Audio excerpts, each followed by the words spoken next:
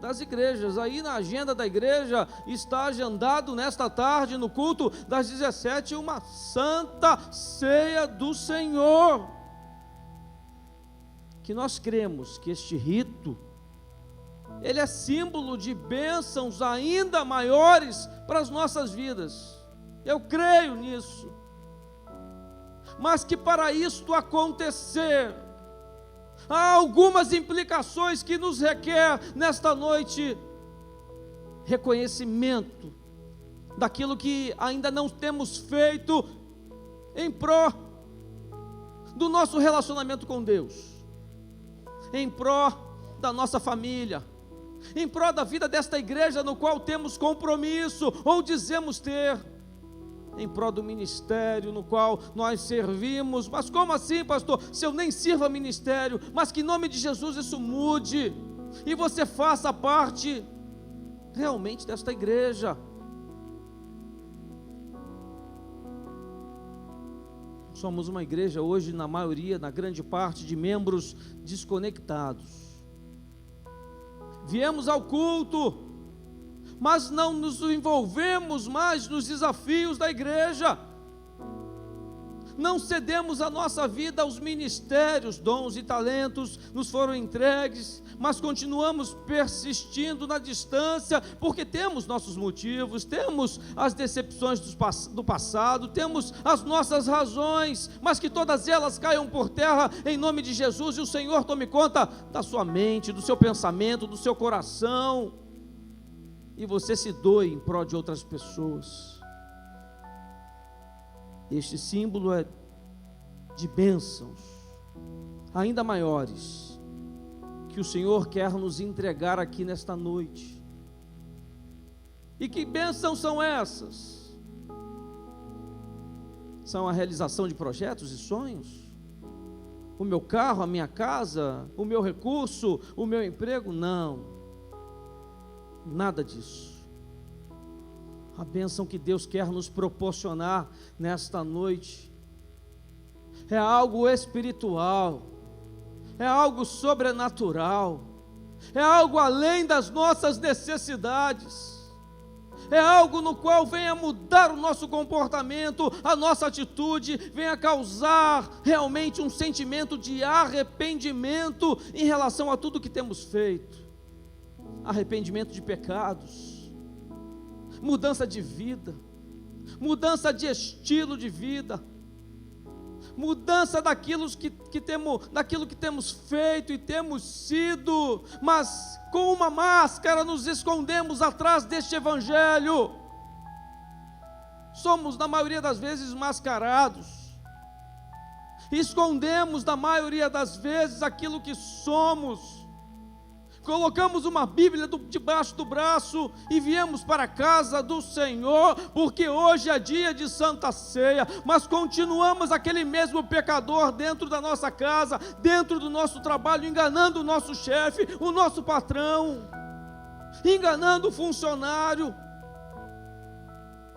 Continuamos sendo os mesmos. Tenha misericórdia de nós, ó Deus. E a primeira coisa que o Senhor quer fazer para nos abençoar é fazer com que nós venhamos a abrir a nossa boca e começar a declarar a grandeza do Senhor e a nossa pequenez, e começar a dizer: tenha misericórdia da nossa vida, me perdoa, Pai amado Deus. E aí vem o arrependimento, vem o quebrantamento. E aí começamos a usar a nossa mente, a nossa inteligência no qual nós temos, e começamos a reavaliar a nossa condição de crente, que dizemos ser, a nossa condição de cônjuge, que dizemos cumprir, mas que na verdade deveríamos fazer muito mais. Então que durante este culto, você se conscientize sim das suas falhas, e seja um marido melhor, uma esposa melhor, um filho melhor, um pai melhor, uma mãe melhor. Ah, mas eu já sou bom. Eu tenho certeza que há coisas que precisam e que podem, e você tem capacidade de ser ainda melhor em nome de Jesus. Que haja uma busca desse sentimento no qual aqui viemos buscar, mas uma busca real, que não é as nossas necessidades, não são essas. Mas quando adentramos na casa do Senhor, nós viemos buscar a presença do Espírito Santo, esta nuvem que está aqui e que só conseguiremos enxergar se tivermos olhos espirituais e não mais humanos. A hora que nós pararmos de entender que nesta casa de oração nós receberemos as bênçãos, os prêmios. A bênção é a tua salvação. A bênção é aquilo que Jesus Cristo fez por nós na cruz. A bênção é o fato de você não estar nesse momento em qualquer outro lugar que você poderia estar, levando uma vida medíocre talvez, e veio à casa do Senhor sentir esta presença santa do Espírito Santo de Deus. É isso que viemos aqui fazer, e aí sim sairemos daqui cheios do conforto de Deus, cheios do consolo. E esse consolo vai curar, e esse conforto vai operar.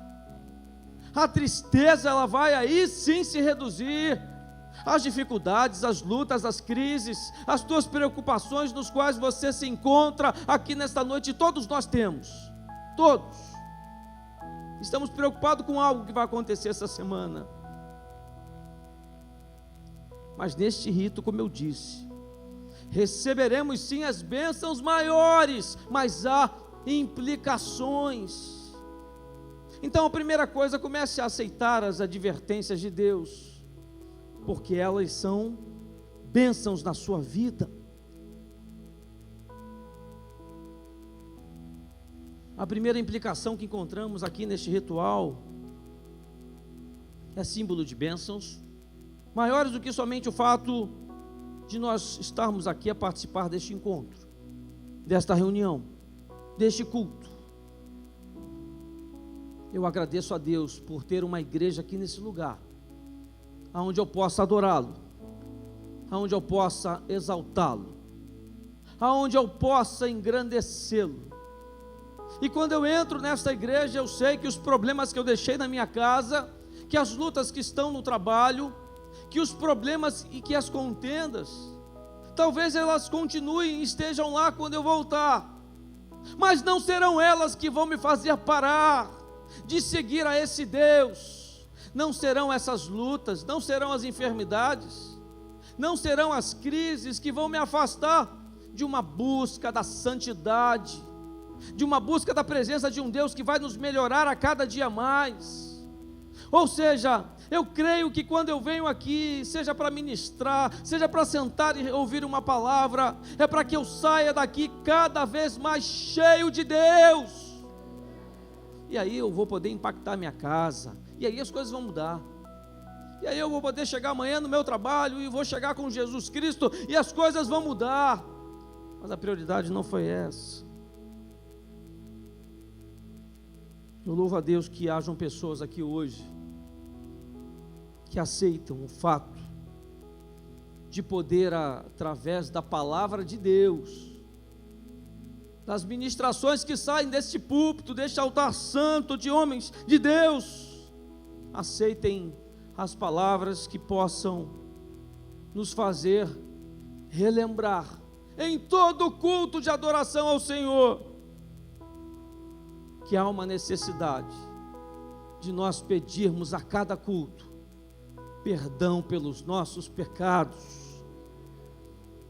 Então peça perdão, primeiramente a Deus, o nosso Senhor, e depois as pessoas que você precisa pedir.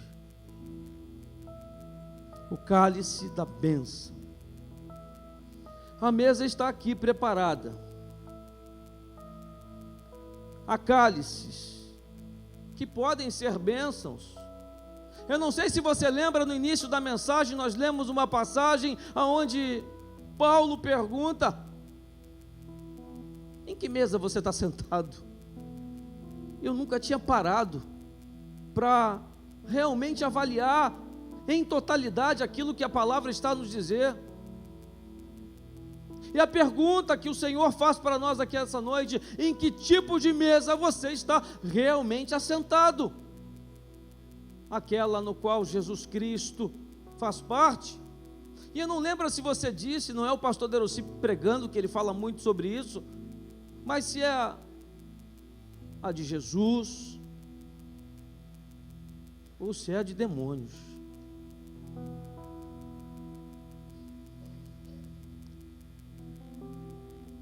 Nesse povo, na cerimônia da Páscoa, tinha o costume de levantar o cálice e invocar uma bênção sobre o chefe da casa, o sacerdote.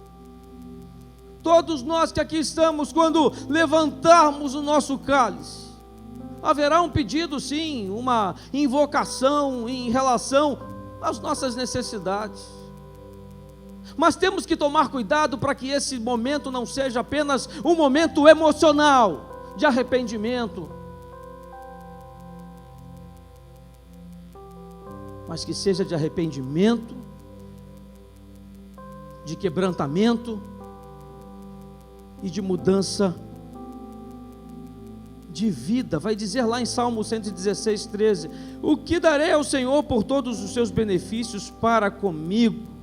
O verso 13 vai dizer: tomarei o cálice da salvação e invocarei o nome do Senhor. E o verso 14 vai dizer: cumprirei os meus votos ao Senhor na presença de todo o seu povo. Interessante isso. Nós estamos aqui com o povo de Deus. O povo de Deus é o que nós somos. Mas o que eles faziam, só para relembrar?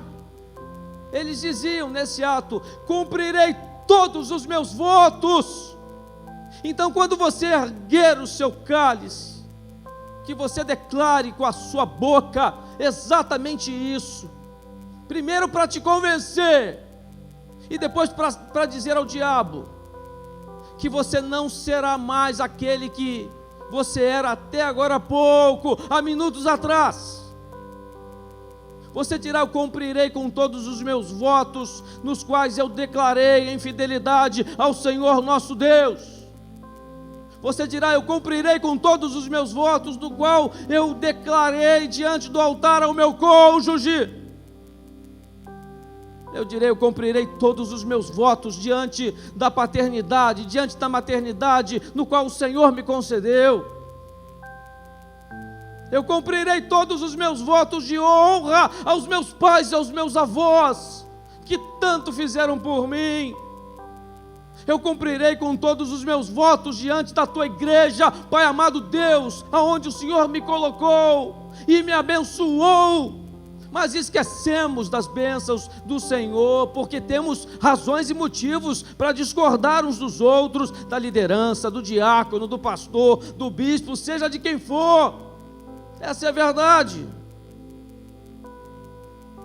Aí depois a gente pode dizer exatamente o que diz aqui no verso 13: tomarei o cálice da salvação. Será que deu para entender que cálice é esse?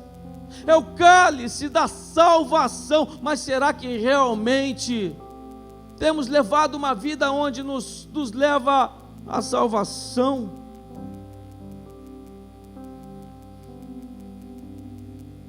Mas será que temos a capacidade de baixar um pouquinho a nossa bola, os nossos conceitos, e começar a verdadeiramente mudar aonde precisa ser mudado? E cada um aqui precisa numa área. E invocarei o nome do Senhor. Lembre-se que durante este ato, durante esse rito, a palavra de Deus está aqui nos recomendando invocar o nome do Senhor. E para invocar, para clamar, para chamar, primeiro nós precisamos ter intimidade com Ele, porque senão não tem valor. Como é que eu vou chamar aquele que eu não conheço? Como é que eu vou chamar aquele que é uma barreira entre eu e ele, por isso nós não temos intimidade? Como é que eu vou invocar a Deus, se nem na mesa dele eu estou assentado? É difícil falar sobre isso, mas aqui no início foi lido. Em que mesa nós estamos? A reflexão é essa: em que mesa você está? Em que igreja você está? Porque você pode estar sentado aqui e não está aqui, a cabeça está longe.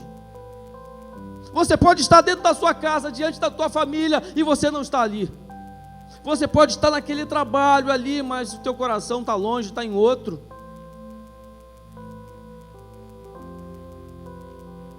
Você pode estar no ministério e o coração não está ali.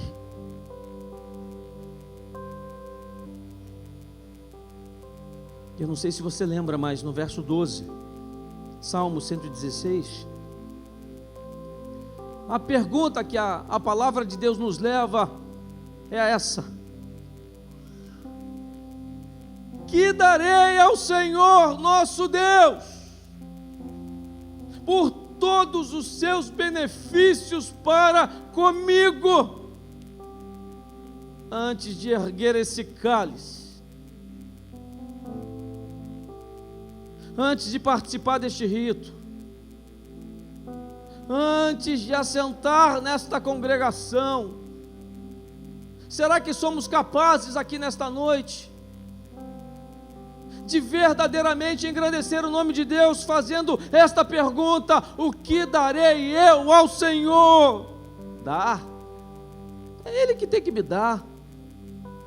Essa é a palavra que é pregada hoje pelas igrejas. Algumas delas estão muito cheias, por sinal.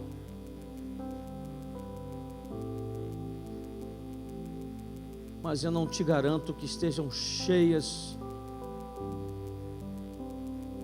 da verdadeira palavra de Deus, daquela que nos exorta, daquela que nos adverte, daquela que nos leva ao caminho da vontade do Senhor, que é mudança de vida comportamental, daquela no qual abandonamos o pecado e vivemos em novidade de vida, naquela que nos torna melhores, como eu sempre digo, cônjuges, crentes, irmãos, para que um possa abençoar o outro. Então que você se lembre que antes de fazer os seus pedidos, e eu te garanto que a resposta do Senhor diante dessa pergunta, Ele vai dizer: me dá a tua vida,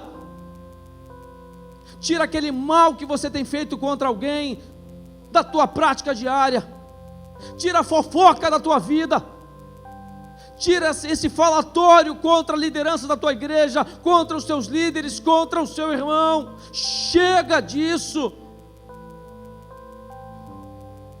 Tira a dureza do teu coração diante da tua esposa, diante do teu marido.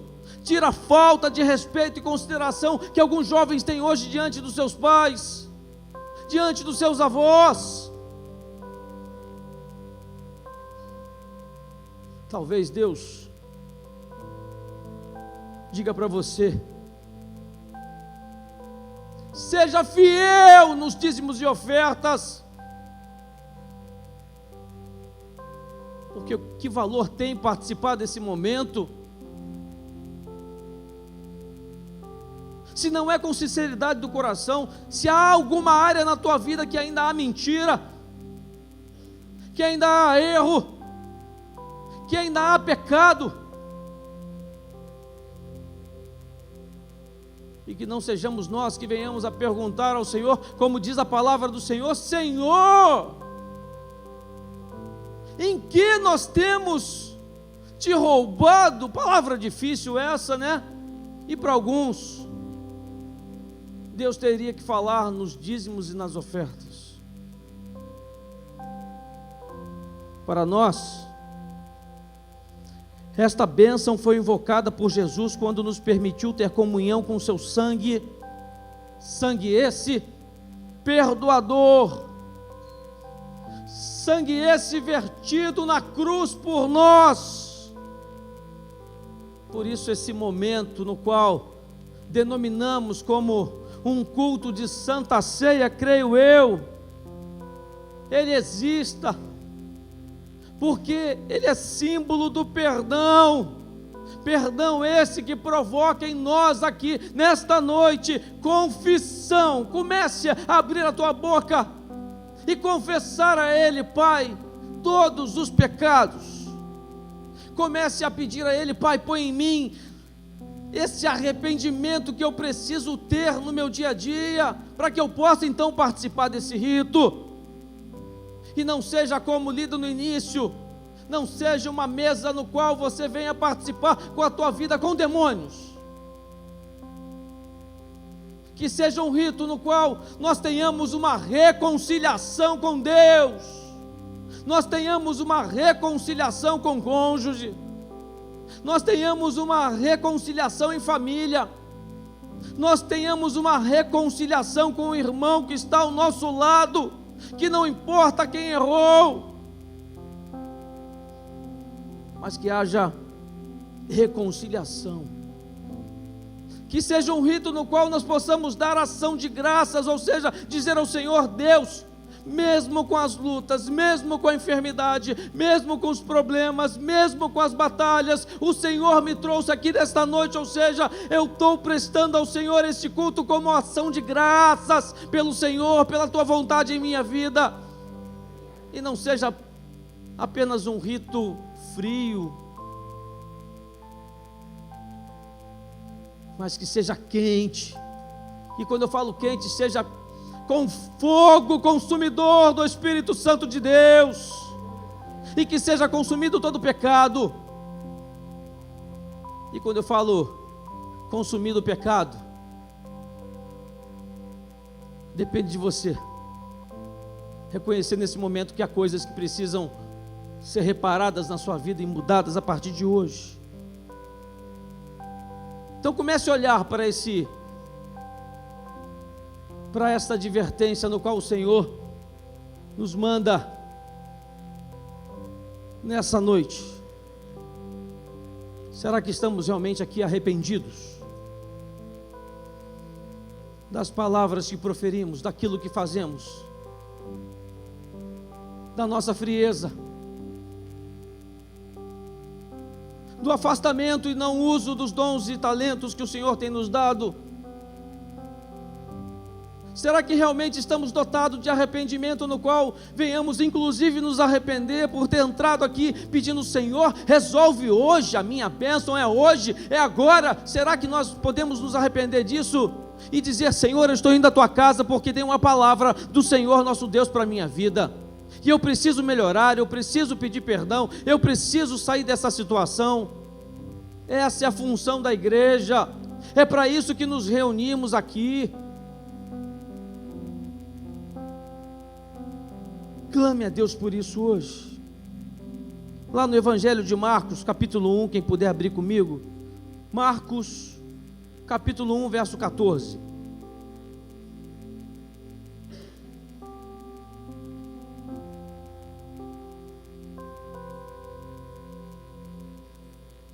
Eu acredito que esse trecho da Bíblia fala muito para aquele que diz ser crente. Eu sou crente, eu faço parte de uma congregação, eu tenho uma responsabilidade com Jesus Cristo. Olha o que diz aqui, Marcos capítulo 1, verso 14. Depois de João ter sido preso, João foi preso, foi Jesus para a Galileia. Jesus foi para a Galileia pregando o Evangelho de Deus.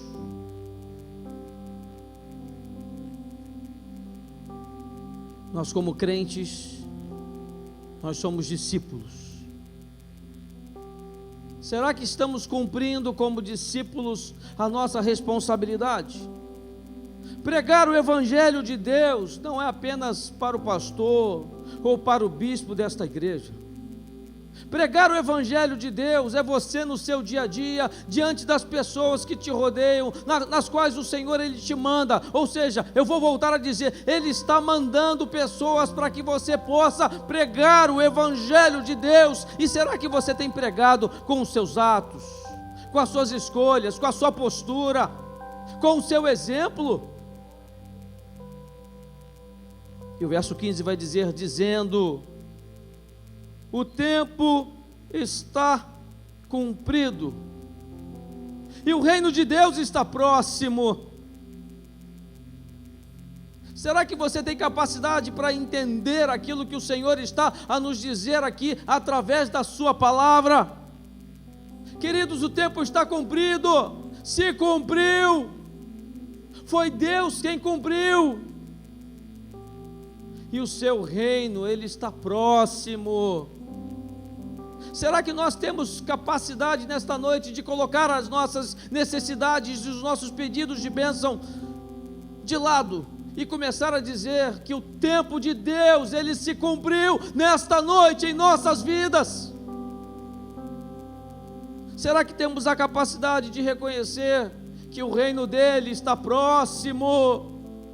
De reconhecer a palavra de Deus que nos diz que Jesus voltará para buscar a sua igreja, e que nós estamos buscando a cada dia ser melhor, ou seja, cumprir a vontade dele para que ele possa vir nos buscar?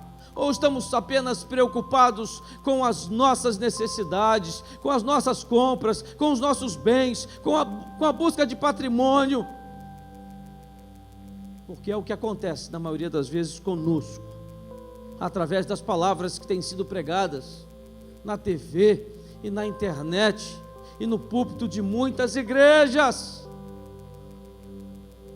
Mas o Senhor vem através da sua palavra e diz assim: arrependei-vos. O Senhor não diz outra coisa. O final deste verso vai dizer: arrependei-vos. Engraçado, e crede. Meu Deus, o Senhor está dizendo para nós crermos no Evangelho. Ele já sabia que um dia estaríamos exatamente dessa forma como as igrejas estão hoje. E quando eu falo as igrejas, não é só a liderança não, porque muitas lideranças seguem ao fluxo da procura e começam a querer fazer aquilo que está sendo feito nos outros lugares, porque está dando certo.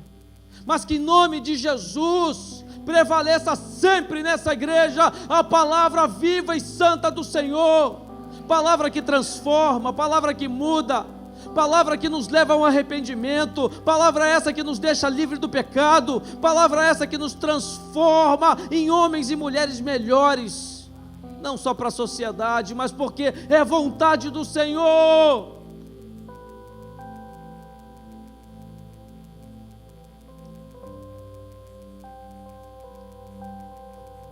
Quando você levantar o seu cálice, você repita parte desse verso que você leu aqui também. Você lembre-se que lemos uma palavra que diz: arrependei-vos e crede no Evangelho.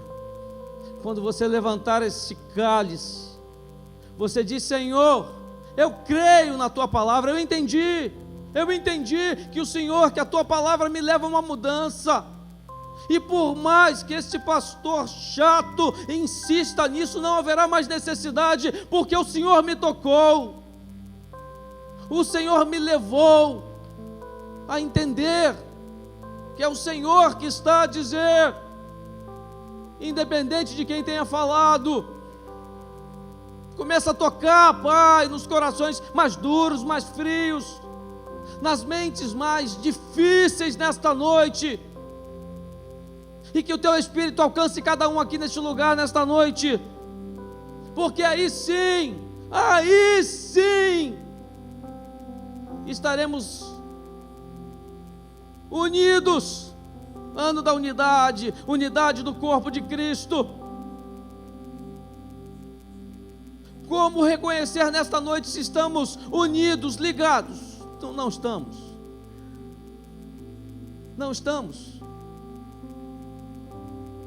A liderança desta igreja não está unida em Cristo Jesus, não está. E o primeiro passo para reconhecimento e agir de Deus é nós, meu Deus, é reconhecer isso, Reconhecer, porque quando é assim, nós nos tornamos melhores, nós vamos procurar onde está o problema, onde está a diferença, onde se levantou o problema, e vamos procurar resolvê-los, porque houve reconhecimento, houve arrependimento. Mas ouvimos uma palavra e saímos frios, logo esquecendo daquilo que foi falado, e talvez horas depois não temos a capacidade de chegar na nossa casa, sentar com a nossa família e dialogar, meditar, refletir sobre o que foi pregado, e no dia seguinte não mais nos lembramos, senão no dia seguinte, 2, 3 dias depois. E a mesma coisa acontece nos relacionamentos interpessoais. Eu sei que o Senhor está falando com maridos, com esposas, com pais, com filhos, com profissionais, com empresários, eu sei disso, mas nada adiantará se levantarmos de qualquer jeito esse cálice. E quando eu digo de qualquer jeito, é de qualquer jeito com a nossa vida, com os nossos atos. Se não nos arrependermos de quem temos sido e crer verdadeiramente neste Evangelho.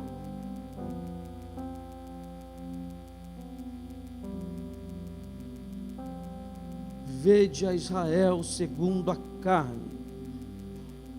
Os que comem dos sacrifícios não são porventura participantes do altar?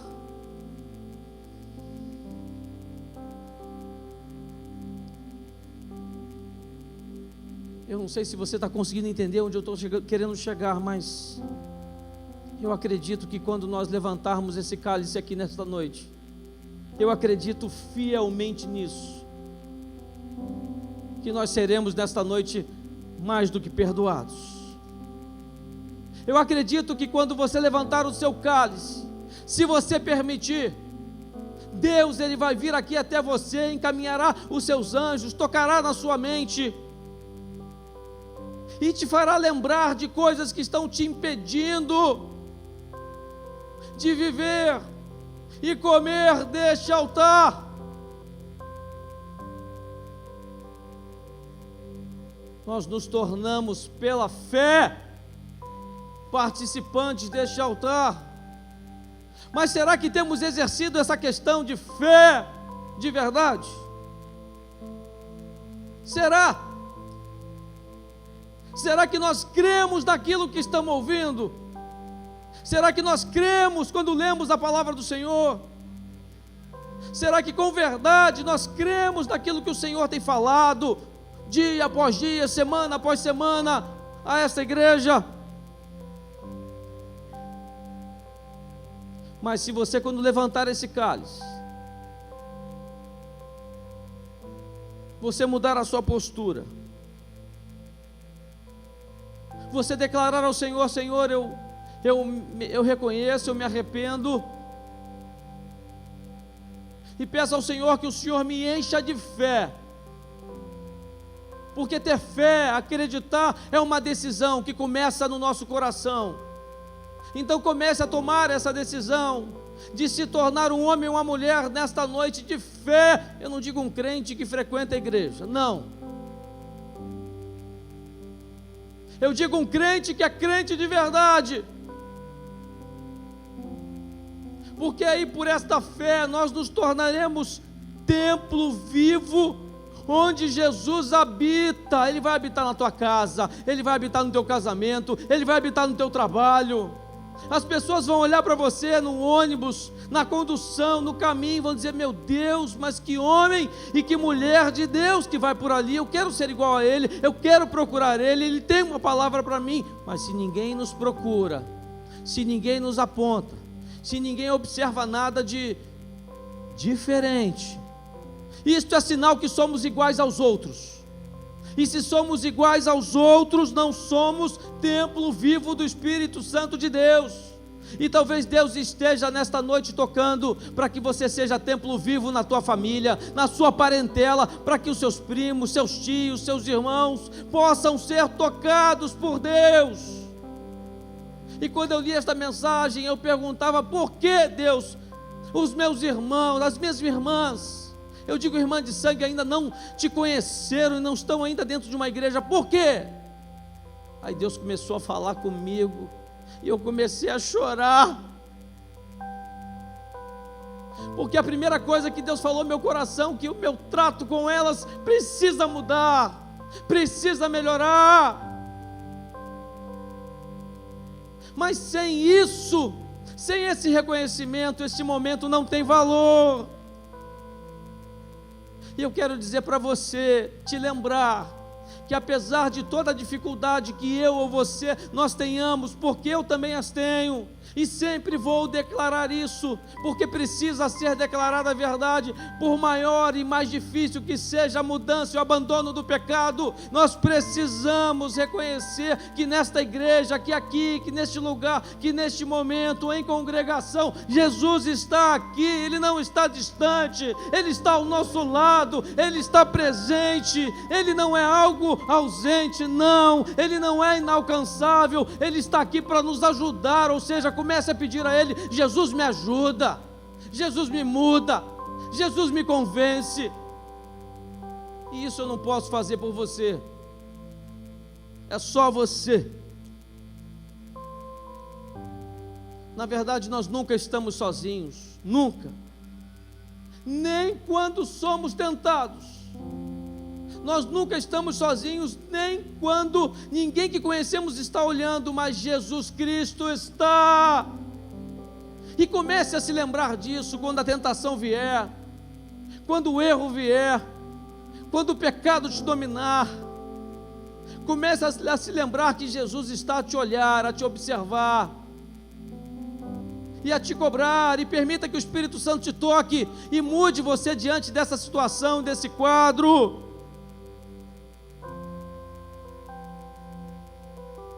1 Coríntios capítulo 10, verso 13.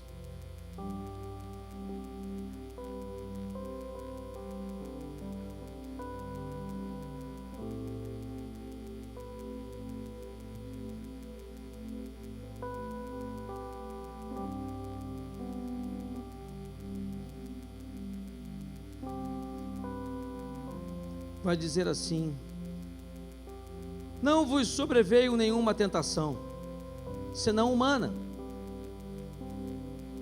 mas fiel é Deus, o qual não deixará que sejais tentados acima do que podeis resistir. Antes, com a tentação, dará também o meio de saída, para que a possais suportar. Eu não sei se você consegue entender, mas neste verso Deus está dizendo que quando queremos, que quando escolhemos, dele vem a força libertadora que nos afastará dos nossos pecados, das nossas mazelas. Mas é importante lembrar que é dele também que vem a força restauradora daquele que caiu. Eu não sei se você consegue entender. Para um pouquinho para pensar. Quer dizer que se eu estou em pecado, se eu me arrepender, se eu me humilhar, se eu pedir perdão a Deus, essa força restauradora me permitirá participar desta mesa no qual o Senhor estará presente. É isso mesmo. Mas caso contrário, a mesa que lemos no início é o quê? É a de demônios. E se alguém aqui, lembrando de um irmão, lembrando de uma irmã, ao invés de pensar em si e nos seus atos, a palavra de Deus também vai dizer que aquele, pois, que pensa estar de pé, que pensa, olhe para que não caia. Não comece a lembrar de ninguém, não comece a dizer é minha esposa, é o meu marido, é o meu filho, é o meu pai. Não, comece a olhar para si, a Bíblia manda nós nos autoexaminarmos. Comece a examinar quem você tem sido, o que você tem feito. E aí sim, este memorial, a Santa Ceia do Senhor, essa mesa que nos próximos minutos nos estará sendo posta para mim e para você, que existe para lembrar o que, igreja? As realidades espirituais que Jesus trouxe para nós. como igreja. Que realidades são essas, pastor? Preste atenção aqui. Confissão de pecados, ou seja, comece agora, temos alguns minutos. Eu já tive meu momento com o Senhor e comecei a confessar todos os meus pecados, porque não é só um. Todos nós somos pecadores, é o que diz a palavra do Senhor. Comece a pedir perdão, comece a perdoar, comece agora, não deixe para depois, a ter um tempo de reconciliação com Deus. Comece. Mas parece que a frieza toma conta da nossa vida, da nossa razão, do nosso pensamento. Eu gosto muito quando o pastor Marco Túlio vem aqui. Eu gosto muito quando o pastor Isaías vem aqui. Eu gosto muito quando o pastor Rogério Maruti vem aqui, pastor Newton. Eu gosto muito desses homens do Magno. Mas eu acho engraçado que uma palavra que muitas das vezes é igual a deles, e de repente a igreja chora, e de repente há um... Meu Deus, a igreja parece que está movida a pessoas. Não importa se é o bispo, se é o pastor, se é o diácono, se é o obreiro, se é o líder que está ministrando, não importa. Nós precisamos nos lembrar que é Jesus Cristo falando à tua igreja. Então que haja perdão, que haja confissão, que haja reconciliação, porque aí, ao levantar este cálice, sabe o que haverá aqui neste lugar? Socorro de Deus. Haverá poder espiritual, não será só um ato, será algo, como eu disse no início, sobrenatural. E Ele te trouxe aqui para ouvir exatamente esta palavra, para lembrá-lo daquilo que você precisa lembrar. E para lembrar também que é uma promessa dele, de Jesus,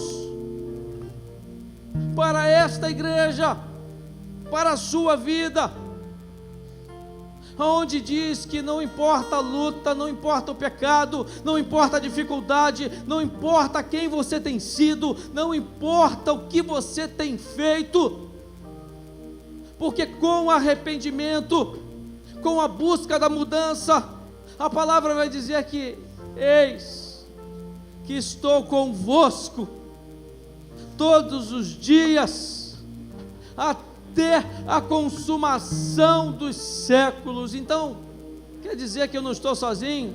Não. Não estamos a sós.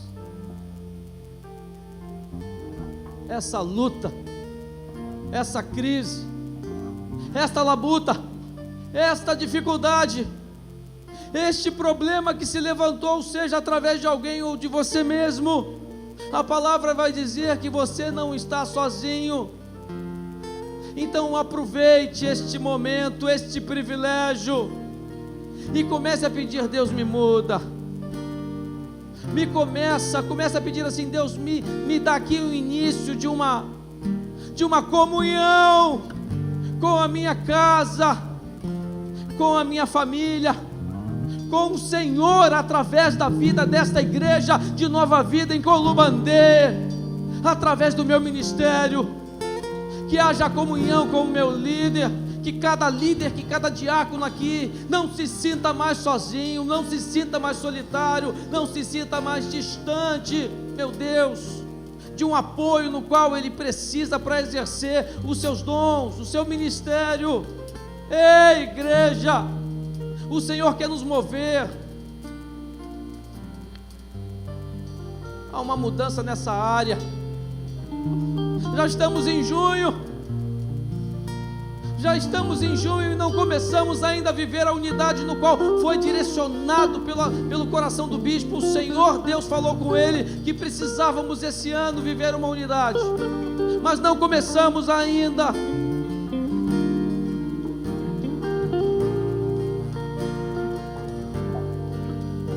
Cadê a nossa comunhão? E eu começo a perguntar aos diáconos e líderes: cadê a nossa comunhão? Cadê a nossa proximidade? Cadê a nossa ajuda um ao outro? Cadê as nossas prioridades como igreja? Cadê? Qual é a prioridade da igreja?